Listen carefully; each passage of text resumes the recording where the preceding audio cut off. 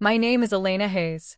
I'm 34 years old, and for the better part of my adult life, I learned to define myself by the uniform I wore. Major, United States Army, Civil Affairs. My job was to build bridges, to find common ground in the most fractured corners of the world. But on that cool autumn morning, I found myself in a place where all the bridges had been burned.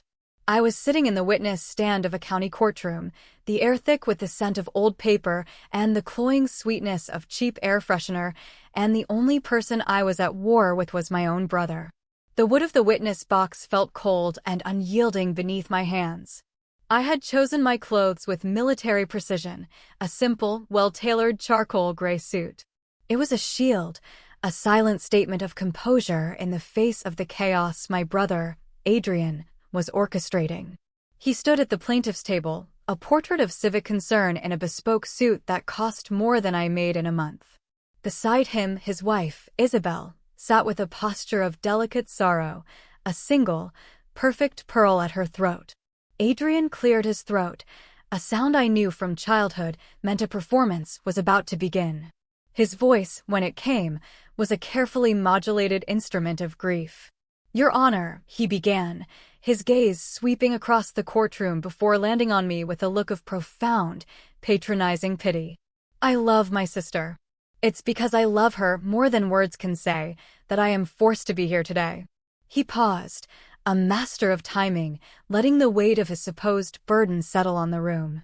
"The thing she's seen, the trauma of her service, it has left a mark. A deep one. She's not the same Elena we all knew and loved. She's adrift, lost in a world of her own." My heart didn't break. It couldn't. It had been broken and reforged too many times.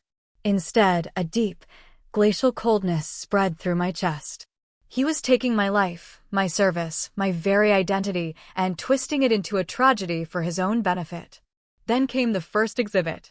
Adrian's lawyer, a man whose smile was a tight, reptilian line, nodded to the clerk. The large screen on the wall flickered to life. The footage was grainy, filmed from a distance with a shaky hand. It showed me a solitary figure standing by the rushing, gray-green waters of the Skykomish River as dusk settled over the Cascade Mountains. The light was fading, the tall Douglas firs turning to black silhouettes against a bruised purple sky. My lips were moving, but the sound was lost to the roar of the river. The video was invasive, a violation. It was filmed without my knowledge. "She goes there for hours," Adrian's voice narrated, laced with a tone of deep sadness. "She just stands there, talking to the river. To ghosts, I think." "Your Honor, she's haunted." Ghosts. He dared to call them ghosts. He didn't tell the court that the video was taken on the anniversary of Corporal Ben Carter's death. He didn't explain that I wasn't talking to the river. I was speaking their names into the wind, a roll call for the fallen, the only memorial I knew how to build. Carter. Diaz. Nguyen. The men from my team who didn't come home. It was a private prayer, a sacred duty to keep their memories from being erased by the silence. From the corner of my eye, I saw Isabel lift a lace-trimmed handkerchief to her face, dabbing at a tear that wasn't there. A perfect performance. They had taken my most private grief, the very heart of my honor and my pain, and pathologized it, presenting it as a symptom of madness. But the final, most calculated blow was yet to come. The lawyer placed a thick, bound report on the judge's bench. The letterhead was from a prestigious psychiatric clinic in Bellevue, one known for catering to the city's tech millionaires. It was signed by a doctor I had never met. From where I sat, I could read the bolded headings. Post-traumatic stress disorder with dissociative features. Paranoid ideation. Diminished capacity. Each phrase was a nail hammered into the coffin they were building for my life. I watched the judge's face. I saw his expression shift from stern professionalism to a slow, creeping pity. He looked from the fraudulent report to me, and his gaze was different. The whole room's gaze was different. They were no longer looking at Major Elena Hayes. They were looking at a broken veteran, a poor, lost soul who had finally shattered. The judge cleared his throat. His voice softened with the kind of gentle condescension you use for someone who is unwell. "Miss Hayes," he said, "do you have anything to say in your defense?" I met his gaze. I looked at my brother, whose face was a mask of feigned concern. I looked at my sister-in-law, the architect of my public undoing. 1,000 righteous replies burned on my tongue. 1,000 truths screamed for release. But I said nothing.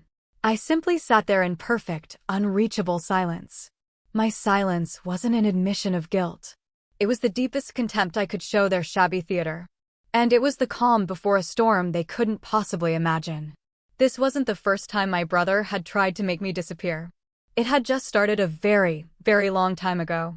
The courtroom faded, the drone of the air conditioning pulling me back through time to a rambling timber frame house in the shadow of the Cascades, a place called Cedar Ridge. That house was never one home. It was two separate kingdoms under a single roof. First, there was Adrian's kingdom. In it, he was the sun, and the rest of us were minor planets in his orbit. He was the golden child, the inheritor of our family's legacy, whatever that was. Every small victory was magnified into a legend. His first-place ribbon in the 4th grade spelling bee was framed and hung in the hallway. His acceptance to the University of Washington was celebrated with a lavish dinner party for the entire neighborhood. His mistakes were swiftly and expertly erased. When he dented our father's brand-new truck, it was because the deer had jumped right out in front of him. When he was caught cheating on a final exam, it was because the teacher was clearly biased against him. He lived in a world of unconditional approval, a world without consequences. And then there was my world, a world lived in the shadows. For me, the rules were different. My straight-A report cards were met with a cursory, good. Don't get lazy. My victory in the state track meet was met with a warning. Don't pull a muscle. You have chores to do. I was the supporting character, my purpose to reflect his brilliance and clean up his messes. My mother's words were a constant, quiet refrain that shaped my childhood. You're the older sister, Elena. You need to be patient. You need to support him. One day he'll be a great man, and you'll be proud you helped him get there. Her vision for my life was to be the steady, unremarkable foundation upon which his grand cathedral could be built. The sharpest of these memories, the one that still feels like a shard of glass in my heart, is from my 17th birthday. It was a crisp October evening. The house smelled of my mother's apple pie and the damp, earthy scent of fallen leaves. After a quiet dinner, my father cleared his throat for an announcement. Adrian had, a few weeks prior, been named the captain of his university debate team. As a reward, my father stood and ceremoniously handed him a small, velvet-wrapped box. Inside was a vintage watch, a family heirloom that had belonged to our grandfather. The room filled with oohs and ahs. Adrian strapped it on, his face glowing with a smug, self-satisfied pride. He was the king of the world. A few moments later, after the applause had died down, I hesitantly pulled a letter from my pocket. It was my acceptance letter to the United States Military Academy at West Point. It was the culmination of years of relentless work, of pushing myself academically and physically beyond what I thought was possible. I held it out, my hand trembling slightly. My father took it, his eyes scanning the formal text. His expression remained neutral, unreadable. He folded it carefully and handed it back to me. "That's ambitious, Elena," he said, his voice flat. He then glanced toward the kitchen, where a mountain of dirty dishes waited. "Well, don't just sit there. Your mother could use a hand with the cleaning." I looked over at Adrian. He was polishing the crystal on his new watch with the edge of the tablecloth, a small, knowing smirk playing on his lips. In that moment, I felt myself shrink. I was invisible, a ghost in my own home. My greatest achievement, the one I was most proud of, was worth less than a shiny new toy for my brother. It was merely an inconvenient and slightly strange ambition. That was the night I understood. I had to leave, not just this house, but the entire world they had constructed for me. My decision to accept the appointment to West Point was my declaration of independence. The reaction was predictable. My mother wept. "The army? Elena, that's no place for a woman. It's dangerous." My father's face hardened into a mask of disappointment. "You're throwing your life away. You're embarrassing this family." But the cruelest cut, as always, came from Adrian. He cornered me in the hallway, his voice a low, venomous whisper. What is this, some kind of game? Trying to prove you're tough? He hissed, his eyes glinting with a malice I had never seen so clearly before. You're not a soldier, Elena. You're just a little girl from a small town. You're going to wash out. You'll come crawling back here, broken and defeated. And when you do, don't expect me to be the one to help you up. That threat wasn't a deterrent. It was fuel. It became a vow I made to myself in the dead of night. I would never crawl back. I would never give him the satisfaction of seeing me fail. I had to find a place where my worth wasn't measured by my relationship to him. But as I packed my bags, a cold question echoed in my mind. If my family wasn't my home, then where in the world did I belong? The answer wasn't found in a place of comfort. It was forged in the mud and the rain and the soul-crushing exhaustion of cadet basic training at West Point. The lush green hills of the Hudson Valley were a world away from the misty mountains of Washington and a universe away from the suffocating expectations of my family. Here, I was just another shaved head in a sea of gray uniforms. No one knew who my brother was. No one cared. My worth was measured in push-ups, in miles run, in the crispness of my salute. I was one of only a handful of women in my company, which meant I carried the same M16, scrubbed the same floors, and endured the same verbal lashings from upperclassmen as the men who stood 6 inches taller and 50 pounds heavier. Every morning began before dawn with a body that screamed in protest. Every muscle ached. My hands were raw from rifle drills, and my mind was a frayed rope of pure, exhausted will. The instructors watched me with a hawk-like intensity, their expressions a constant challenge, as if they were just waiting for the moment I would finally break. And through it all, Adrian's voice echoed in my head, a ghostly whisper on the wind, "You're going to fail." The doubt from my peers was more overt. I remember a grueling field exercise in the forests of Camp Buckner. We were lost, cold, and hungry. One of my squad mates, a big farm kid from Iowa, turned to me, his face smeared with camouflage paint. "You shouldn't be here, Hayes," he grunted. "Go back to the library where you belong." A familiar fire ignited in my gut, but I smothered it. I didn't argue. I didn't defend myself. I just pulled out my map and compass, my hands steady despite the tremor of anger inside me. My answer wouldn't be in words. Later that night, as morale plummeted and arguments broke out, I stayed quiet. I trusted my training. I studied the topography of the map, the faint light of the stars, the subtle contours of the land around us. While the others debated in circles, I found our position. I found the route back. I didn't announce it. I just started walking in the right direction. After a moment of hesitation, they followed. We reached our objective just before dawn, exhausted but safe. I never said, "I told you so." I didn't have to. As we cleaned our rifles later that day, the kid from Iowa just looked at me and gave a short, sharp nod. It was a flicker of grudging respect, but it was more validation than I had ever received in my father's house. Even as I was building this new version of myself, the ghosts of my old life still found me. One evening, after a particularly brutal week, I called home, desperate for a connection to something familiar. My mother answered. I told her, my voice hoarse with fatigue, that I had passed a major academic milestone. She barely seemed to hear me. Her concern was immediate, but completely misplaced. "Oh, darling, are you eating properly?" she asked, her voice tight with worry. "You sound so tired. A girl can't afford to get so run down. You'll get wrinkles." Before I could respond, she seamlessly changed the subject. "Oh, I have to tell you. Adrian and Isabel just bought the most beautiful waterfront property on Lake Sammamish. The pictures are just breathtaking. He's doing so well for himself."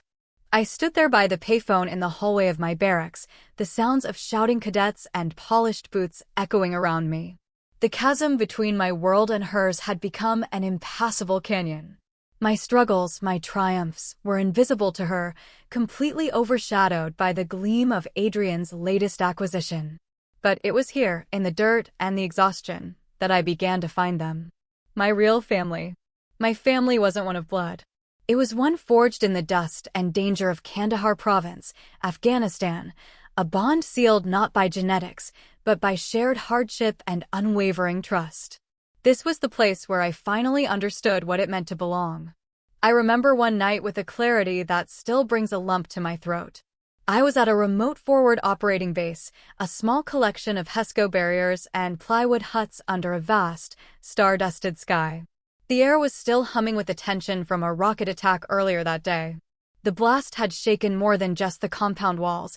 It had shaken loose the ghosts of the IED blast that had ended my field career and confined me to a desk.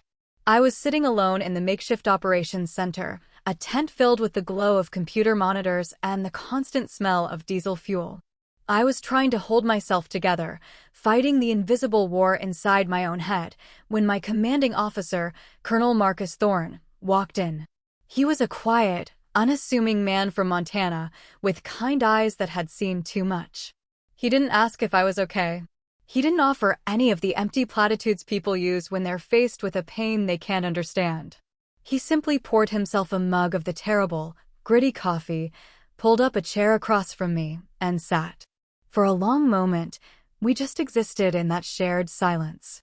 Then he started telling me a story about the first time he tried to teach his teenage daughter how to drive a stick shift. His delivery was deadpan, his descriptions of her lurching, stalling progress ridiculously vivid. It wasn't a heroic war story. It was just a simple, human story about life. And as he spoke, I felt the tight, cold knot in my chest begin to loosen, just a fraction. In that quiet, shared space, I felt something I had craved my entire life, a profound, unspoken acceptance. I didn't have to perform. I didn't have to explain. I was just allowed to be. That was the family I had found. It showed its love not through grand declarations, but through small, sacred acts. My 30th birthday found me at that same dusty outpost. I expected the day to pass unmarked. But that night, my team, my brothers in arms, surprised me. They had somehow procured a box of Hostess cupcakes from a supply convoy and stuck a single, unlit match in the top of one for a candle. They gathered around my desk, their faces illuminated by the green glow of the monitors, and launched into the most off-key, heartfelt rendition of Happy Birthday I had ever heard. Corporal Ben Carter, a perpetually optimistic kid from rural Oregon with a grin that could light up a room, handed me his gift. It was a smooth, gray stone he'd picked up from the desert floor. "Kinda shaped like a heart, ma'am," he'd said, his cheeks flushing slightly. I closed my hand around the cool stone. It was the most precious birthday gift I had ever received. In that moment, surrounded by the constant threat of violence, I was home. These men didn't share my blood, but they held my life in their hands, and I held theirs. They saw me. It was in the midst of this profound warmth that a letter from Adrian arrived. My heart leaped when I saw his familiar handwriting. I was starved for a real connection to my old life, hoping for a simple, "How are you?" or "Stay safe." But after a few lines of polite, distant small talk, he got to the real point. His tone shifted to one of feigned, casual interest. "I have a colleague who's looking into some private logistics contracting over there," he wrote. "Humanitarian stuff, you know, helping rebuild. I was wondering if you had any sense of which supply routes are the most reliable or which local facilitators are trustworthy." At the time, cocooned in the trust of my unit, my guard was down. I saw a brother trying to help a friend do some good in the world. I replied with the information he wanted, innocently and freely, glad to feel useful to him for once. I had no idea I wasn't helping a friend. I was feeding intelligence to a predator, one who saw a war-torn country not as a place of human suffering, but as a business opportunity. That letter, which I had read as a sign of connection, was actually the first stone he laid in the foundation of his betrayal. I had forgotten that the warmth of my new family could not protect me from the coldness of the one I was born into. It was a mistake I wouldn't fully understand until years later, when my world came crashing down. After my medical discharge, I returned to Washington State, carrying scars both visible and invisible. The first thing I did, before even fully unpacking my boxes, was drive to Cedar Ridge, to the old house. I needed to stand on the one piece of earth that had always been my family's. But when I turned onto the familiar gravel lane, my heart seized. Stuck in the overgrown lawn was a stark, red and white sold sign. A stranger's car was parked in the driveway. My hands were shaking as I dialed Adrian's number. He answered on the second ring, his voice infuriatingly calm. "Oh, that," he said, when I asked, my own voice trembling with disbelief. "Yeah, I meant to tell you. You signed the power of attorney over to me when you were recovering at Madigan. Don't you remember? You said the house was too much for you to handle." I froze. I knew, with a certainty that was bone deep, that I had never signed such a document. But his voice was so confident, so reasonable, and my own memory, fractured by the TBI, was a landscape of fog and shadow. The doctors had warned me about memory gaps. Adrian knew that. He was using my own injury as a weapon, planting a terrible seed of doubt. Did I sign it? Could I have forgotten? He was making me question my own mind, and it was terrifying. A few weeks later, the next phase of their campaign began.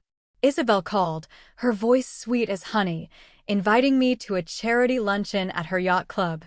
"It will be good for you, Elena," she cooed. "To get out, to see people." Starved for any semblance of family connection, I agreed. I felt out of place the moment I walked in, a crow in a flock of peacocks. Isabel immediately took my arm, parading me around her circle of friends.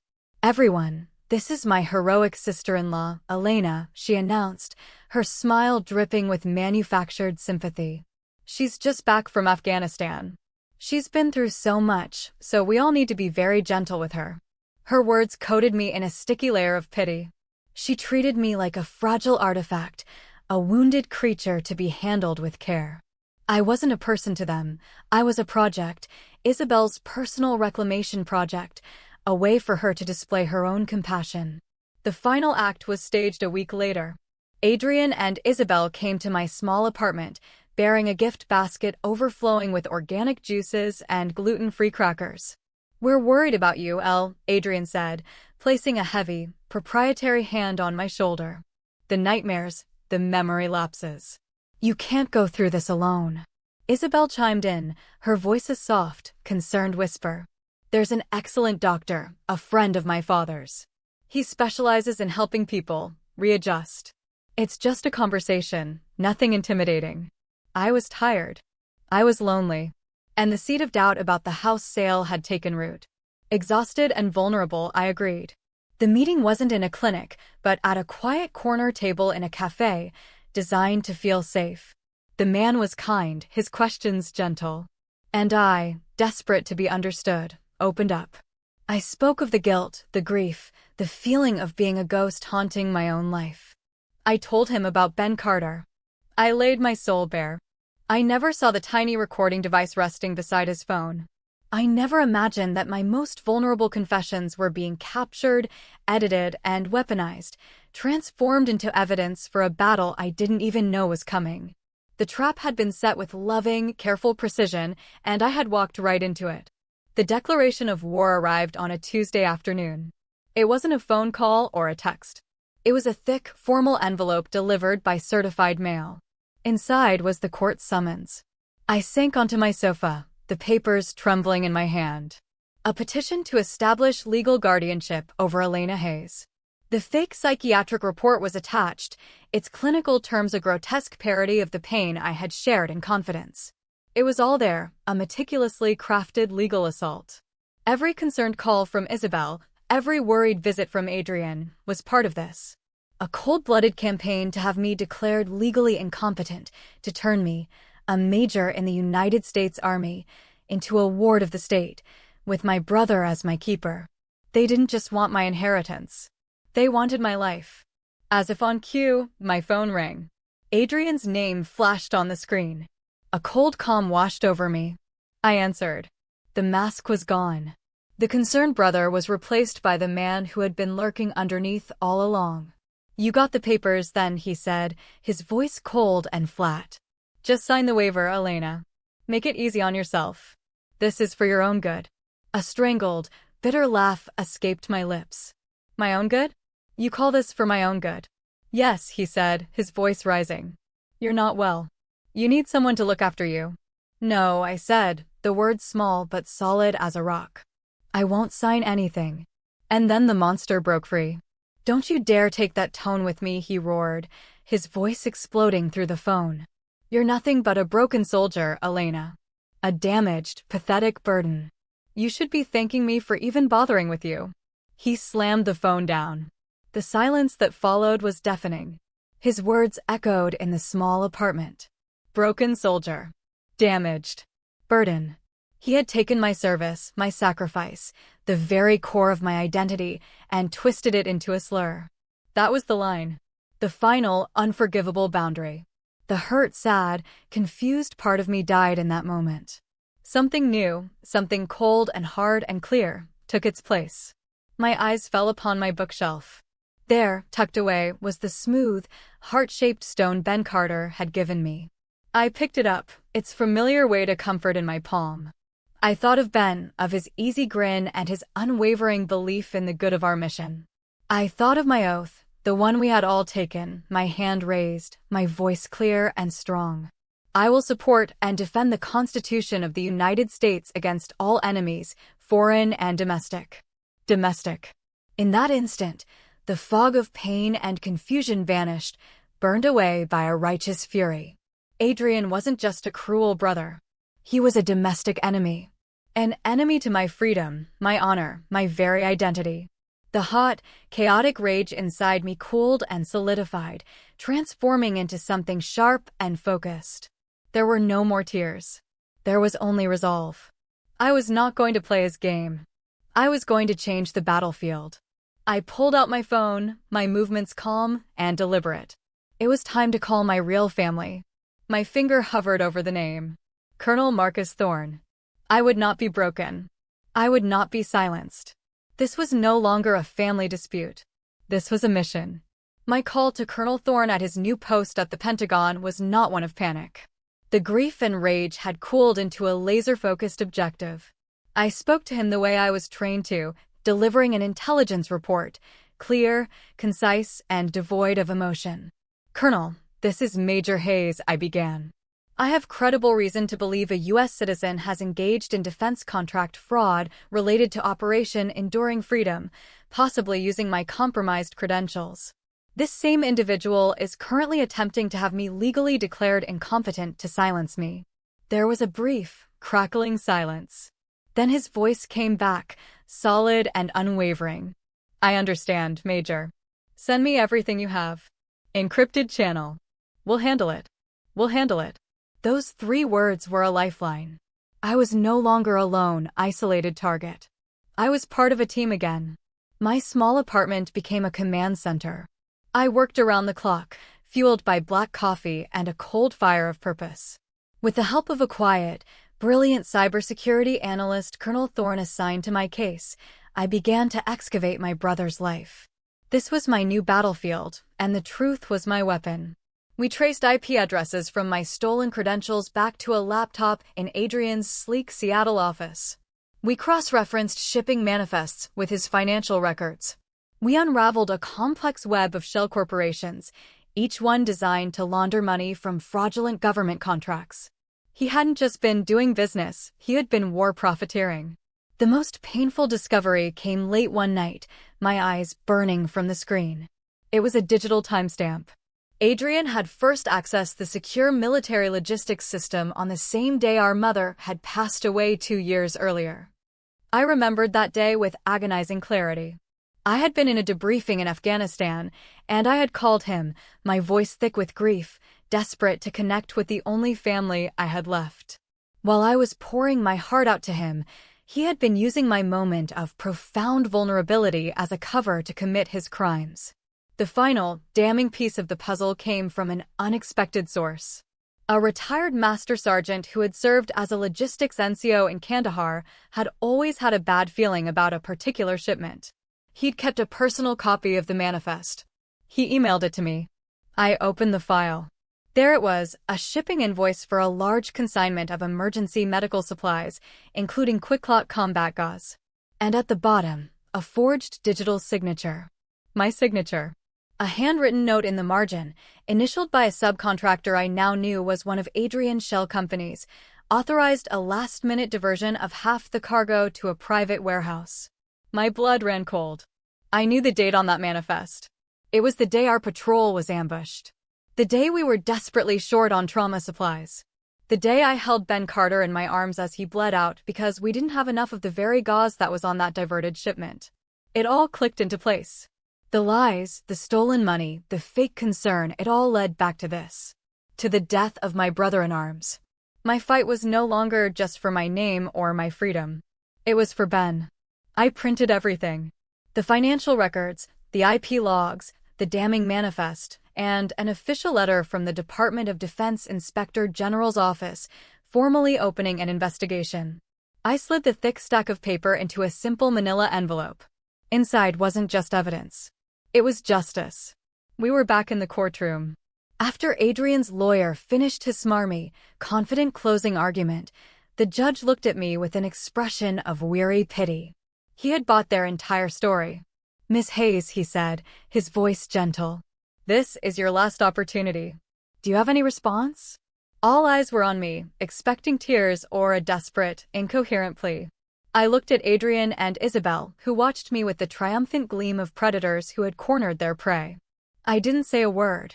Instead, I calmly reached down, opened my briefcase, and pulled out the thick manila envelope. I placed it on the witness stand and pushed it forward. "Your Honor," I said, my voice steady and clear, "I would like to submit this into evidence." The judge sighed, annoyed at the procedural interruption. He took the envelope from the bailiff and tore it open. He glanced at the first page, a financial statement, and his expression didn't change. Then he flipped to the second page. He saw the official seal of the Department of Defense. His demeanor shifted instantly. The pity vanished, replaced by a sudden, intense focus.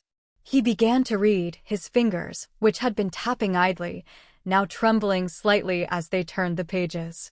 I watched his face cycle through a storm of emotions, surprise, then shock, then a dawning, horrified understanding. Finally, his expression settled into a cold, hard fury. He looked up, his gaze bypassing me entirely and locking onto my brother. Bang! He slammed his gavel down, the sound like a rifle shot in the silent room. "Bailiff, secure the doors to this courtroom." Just as the lock clicked shut, the heavy doors at the back of the courtroom opened.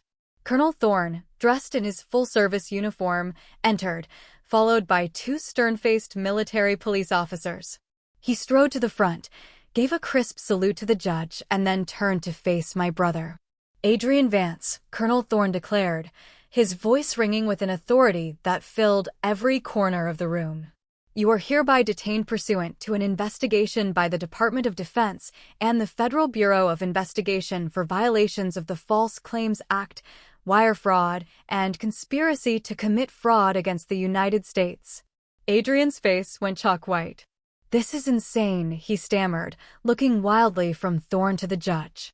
She's delusional. She made it all up." His words died in his throat. The play was over. Isabel let out a small, strangled gasp. Her perfect world had just shattered. One of the MPs stepped forward and began to read Adrian his rights in a calm, monotonous tone while the other cuffed his wrists behind his back. The sharp, metallic click of the handcuffs was the coldest, most final sound I had ever heard. As they led him away, his expensive suit now looking like a cheap costume, his eyes met mine one last time. They were filled not with hatred, but with a desperate, pleading confusion. He had never imagined a world where he wasn't the one holding all the cards. "You always called me your little sister, Adrian," I said, my voice quiet but clear across the stunned courtroom. "I guess you were lying about that, too." After Adrian was led away, a stunned silence fell over the courtroom. I didn't watch him go. My mission was complete.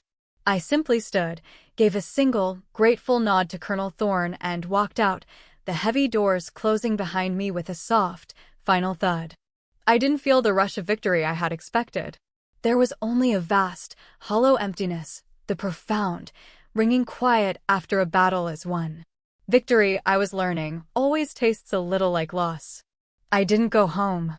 I got in my truck and just drove east, away from the city, toward the mountains. I ended up on a winding road near Mount Rainier, the air growing crisp and clean, smelling of pine and damp earth. I sat on the hood of my truck and watched the sun set behind the colossal, snow-covered peak, the sky turning a fiery orange and then a soft, bruised purple. I let the silence of the mountains fill the emptiness inside me. A week later, a thick envelope arrived from my lawyer. The deed to the old house was back in my name. Tucked inside was a smaller, cream-colored envelope. The handwriting was Isabel's. I steeled myself for excuses for a well-crafted, insincere apology. I was wrong. The letter was a masterpiece of blame-shifting. Dearest Elena, it began. I feel so deceived. Adrian painted such a frightening picture of your condition. As his wife, I only ever acted out of love and a desire to protect our family. She took no responsibility. The final sentence was the pinnacle of her shamelessness. I hope one day you can find it in your heart to forgive him. I felt nothing. The anger was gone, burned out. I slowly crumpled the expensive paper in my fist until it was a tight, hard ball and dropped it in the trash. The final loose end came a few days later. A phone call from an unknown number. It was Isabel, her voice thick with manufactured sobs. Elena, please, she wept. You have to help him. The children ask about their father.